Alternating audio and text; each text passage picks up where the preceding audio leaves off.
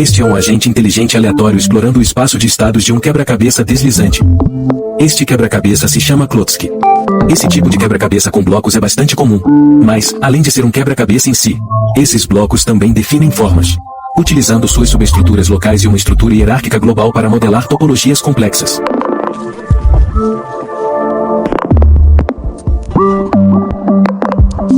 Normalmente, é um enigma baseado em uma grade 6x6. O objetivo é mover esse bloco para fora, pela saída à direita. Ainda não conseguimos fazer isso, porque esse bloco está bloqueando o caminho. Representamos a posição atual do quebra-cabeça como um nó. Se dermos um passo no quebra-cabeça, chegaremos a um nó diferente. Como essas posições estão a apenas um movimento de distância, desenhamos uma aresta, conectando esses dois nós.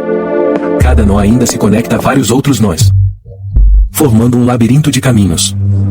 Você pode começar a se perguntar, se adicionarmos todos os nós, como será esse gráfico? Talvez ele tenha uma estrutura global, como uma grade. Ou talvez seja completamente caótico. Para criar uma noção mais intuitiva, vamos primeiro olhar para alguns quebra-cabeças de design simples. Quando há apenas um bloco, há somente um grau de liberdade. Quando há dois blocos, você obtém o produto cartesiano de suas coordenadas, formando uma grade. Cada bloco define um eixo de movimento distinto. 3 blocos formam uma grade tridimensional. E quando há 4 graus de liberdade, o gráfico naturalmente se estende para um hipercubo. Mas quando os blocos podem se bloquear mutuamente, a situação se torna mais interessante. Pegando, por exemplo, o nosso quebra-cabeça de 2 blocos. Quando os blocos se bloqueiam mutuamente, parte da estrutura bidimensional deixa de ser válida. Isso representa a sobreposição dos blocos.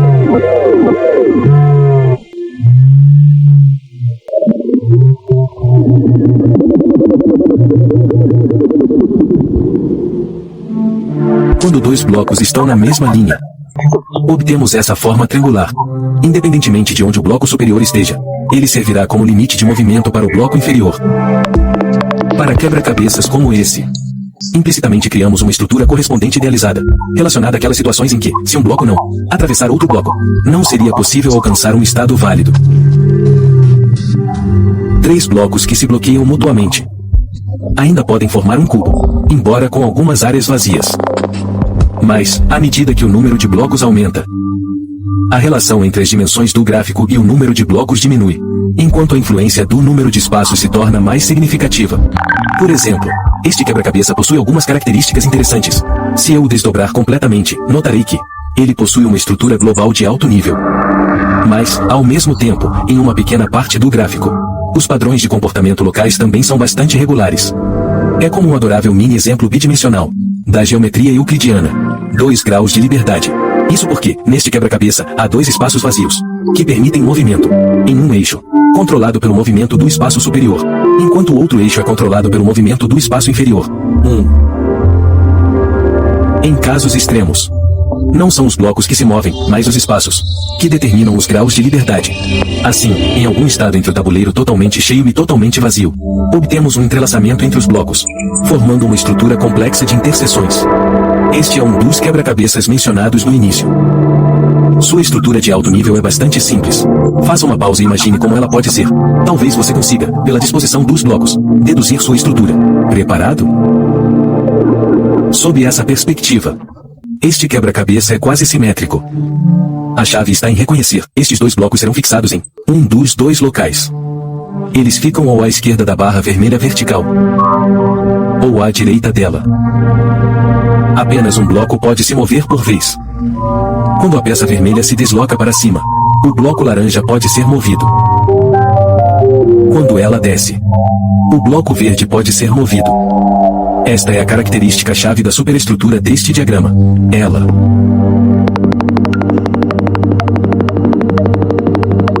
é um quadrado que conecta os 4 cantos. Podemos, com base na posição do enigma, atribuir cores aos nós do diagrama.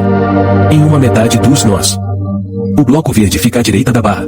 Na outra metade dos nós, o bloco laranja fica à direita da barra. Vamos dar uma olhada neste diagrama.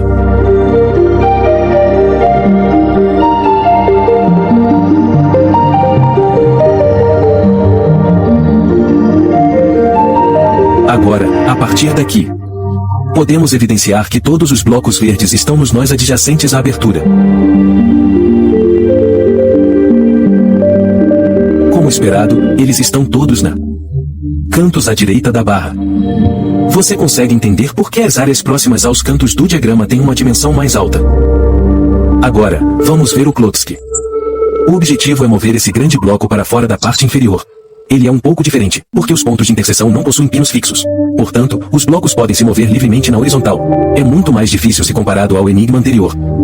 Depois do trabalho, mostrei para um colega. Ele insistiu em resolver antes de ir embora. E ele acabou resolvendo. Às 11 da noite. Ele achou que a parte mais difícil era mover o bloco para debaixo da barra horizontal. Eu não tentei resolver por conta própria, mas fiquei mais interessado no princípio por trás disso. Mover o bloco por baixo da barra horizontal. Será que é realmente a parte mais difícil? A estrutura definida por este enigma. Como é a sua estrutura?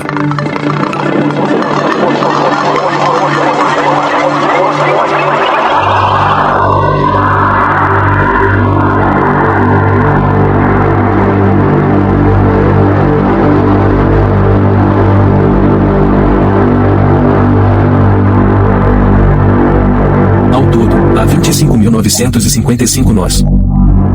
O enigma é simétrico. Portanto, este diagrama também é simétrico. Por exemplo, vamos observar esta posição. Este tabuleiro é o oposto. A imagem espelhada daquele nó. Rotacionado 90 graus. Podemos ver que ele se divide aproximadamente em duas metades. Aqui, este nó vermelho é o ponto de partida. E estes são todos os nós na base dos blocos. Todos os nós do caminho estão, durante o percurso, alinhados com o ponto inicial, na metade oposta.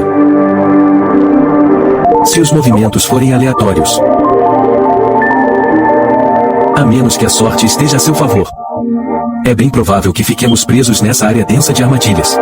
Retornando ao ponto de partida, a única solução é seguir por um desses caminhos extremamente estreitos, até chegar ao outro lado. Este percurso é o caminho mais curto para resolver a rede. Vamos percorrê-lo juntos.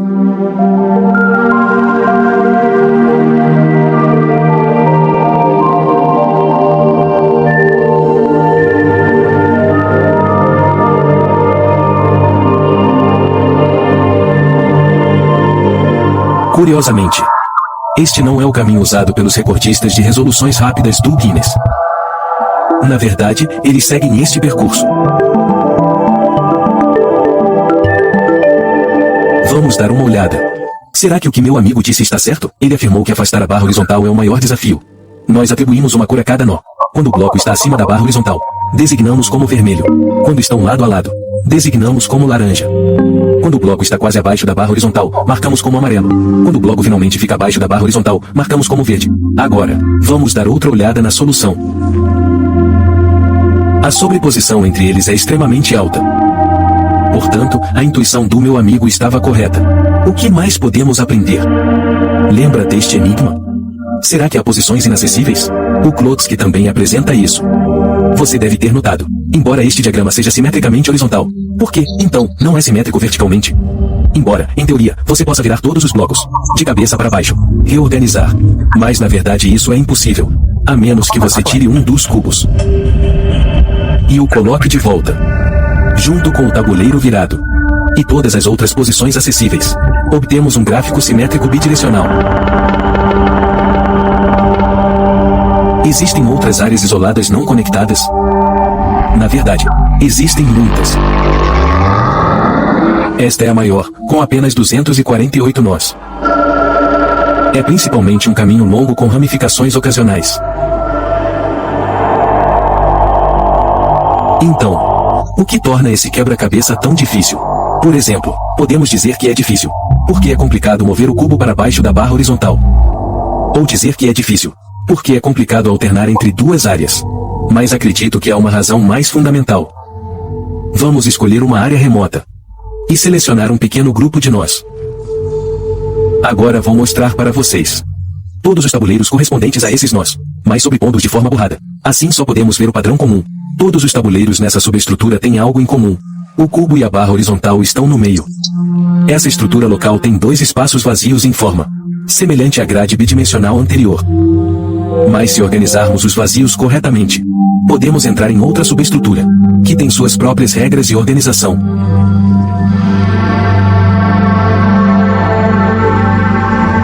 Em outras palavras, esse gráfico não pode ser visto como uma única estrutura topológica unificada, nem como uma regra geral para todo o quebra-cabeça, mas mais como um conjunto de subquebra-cabeças locais. Cada um com sua própria lógica e forma, que se juntam de forma solta formando um grande quebra-cabeça.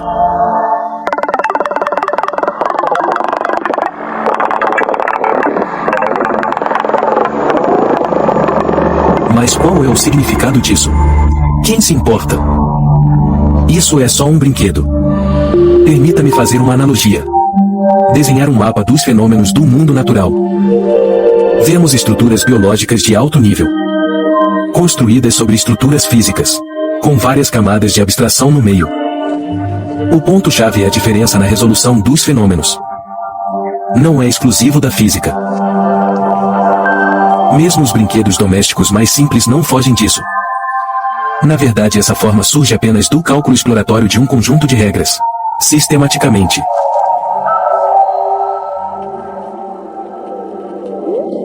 Gosto de usar ciência da computação para trazer novas ideias a sistemas que geralmente não pensamos muito. Temas complexos, sejam quebra-cabeças ou programação, são assim.